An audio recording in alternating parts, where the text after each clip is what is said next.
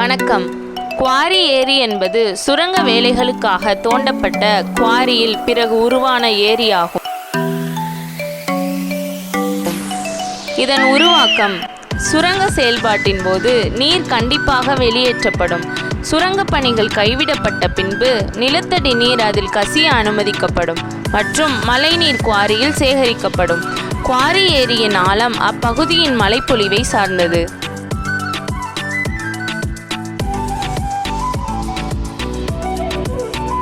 Quarry ஏரிகள் மக்களுக்கு மிகவும் ஆபத்தானதாக அமையக்கூடும்.